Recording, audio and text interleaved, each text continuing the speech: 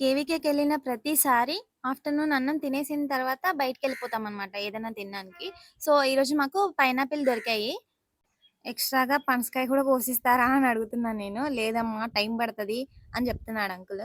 So, నేనైతే ఏ కాయ బావుంటదా అని ఎంచుకుంటున్నాననమాట. అవన్నీ కుదరవు నేను కట్ చేసిందే తినాలని చెప్తున్నాడు అంకుల్.